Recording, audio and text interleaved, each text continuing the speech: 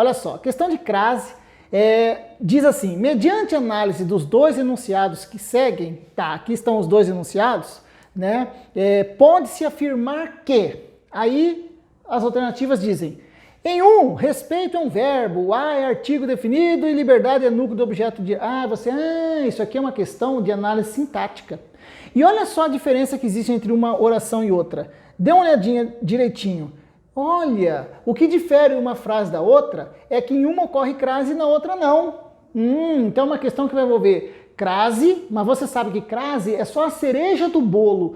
Antes de pensar em crase, eu tenho que pensar em toda a estrutura sintática. Eu tenho que pensar em transitividade verbal, termos da oração, classes gramaticais que regem ou não complementos. Tudo isso está embutido no pacote da crase. Então acompanhe só a análise de cada frase. Respeito à liberdade de expressão. Bom, na primeira situação não ocorreu crase. Por que será? Olha, respeito à liberdade de expressão. É como se eu estivesse falando de mim mesmo. Eu respeito a liberdade. Então estamos diante de quem? De um verbo, que aqui será transitivo direto. Quem respeita, respeita alguma coisa, algo, alguém. Esse termo, a liberdade de expressão, é o objeto direto do verbo. Este a é só o artigo que acompanha o substantivo liberdade. E o verbo, pense no respeitar. Quem respeita, respeita algo, alguma coisa, alguém. O verbo é transitivo direto, exige um complemento não regido de preposição. Beleza? E nessa frase, eu estou afirmando que eu respeito, o sujeito sou eu, implícito na desinência do verbo. Então a gente vulgarmente chama de sujeito oculto, tecnicamente sujeito elíptico, sujeito desinencial, sujeito subentendido. E eu estou dizendo que eu respeito a liberdade. Na segunda frase, olha o que acontece. Respeito à liberdade de expressão. Peraí, agora está ocorrendo crase. Por que será? Procure pensar na palavra respeito de outra forma. Existe respeito? Opa!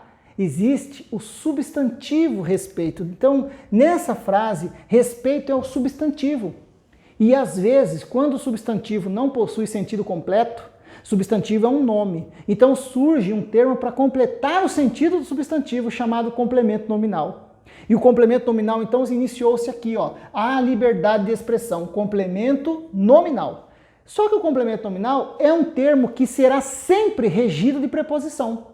Então, enquanto alguém respeita alguma coisa, se alguém tem respeito a alguma coisa, e também podia ser respeito por alguma coisa. Aqui podia ser respeito pela liberdade.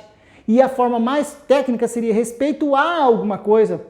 A diferença entre o complemento nominal e o objeto indireto é que o objeto indireto completa um verbo, enquanto o complemento nominal completa um nome, entre eles substantivo.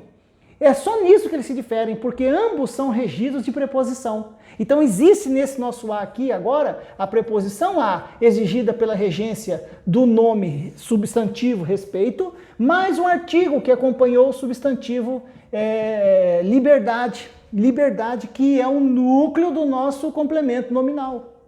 E aí você teria que fazer análise, então. Dá uma olhadinha, então, na letra A. Em um, respeito é um verbo.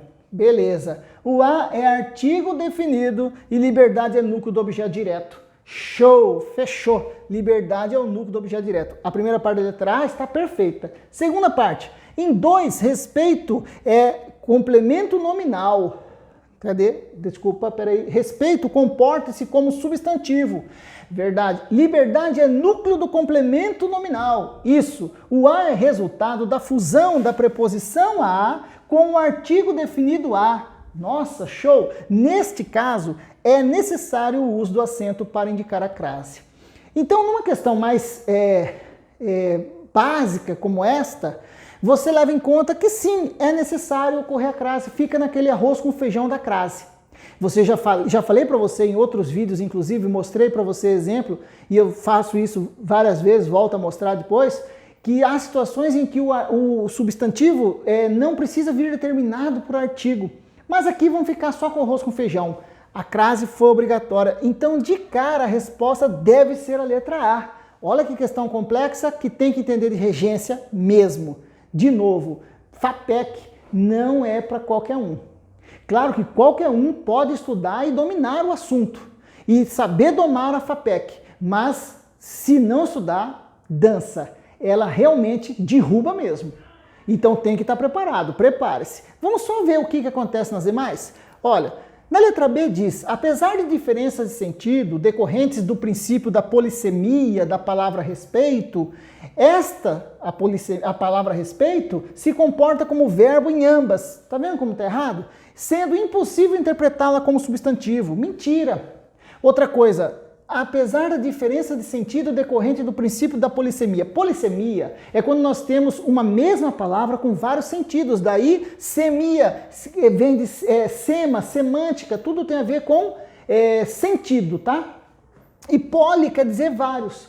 Então não é o caso. Aqui nós temos, basicamente, o sentido da palavra é o mesmo.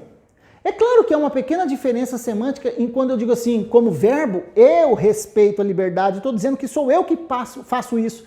Como substantivo, respeito à liberdade, não estou dizendo que eu respeito, estou dizendo que existe respeito à liberdade. Eu não estou afirmando necessariamente que eu respeite, entende? Então, basicamente, não é mesmo sentido, tudo bem, mas não por força da palavra, porque não é uma palavra com vários sentidos. Tá? Mas é que como verbo ela toma como sujeito a própria pessoa, eu respeito. Como substantivo deixa vago quem é que respeita, quem é que tem respeito.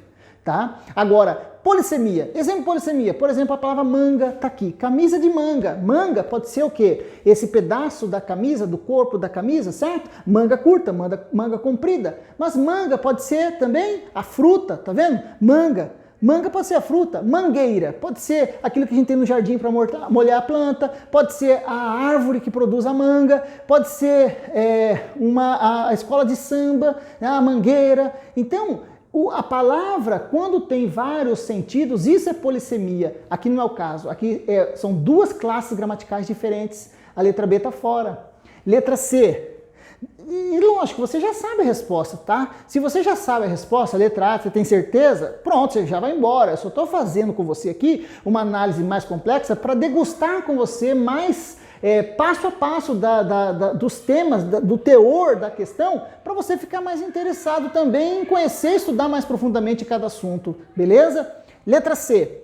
Não há diferença de classificação de palavras. Já era, há diferença sim, uma é verbo, outra é substantivo. Ou de sentido entre os enunciados, mas sim de regência. O uso do acento indicativo de crase em 2 transforma a palavra liberdade em objeto direto. Mentira, transforma em complemento nominal.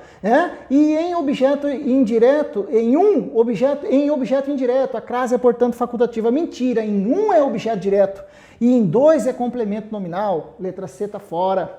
Letra D. A falta do acento indicativo de crase em 1 é apenas um erro. Mentira. Pois, como o verbo respeitar é transitivo indireto, a crase é obrigatória. Mentira, o verbo respeitar é transitivo direto e não indireto.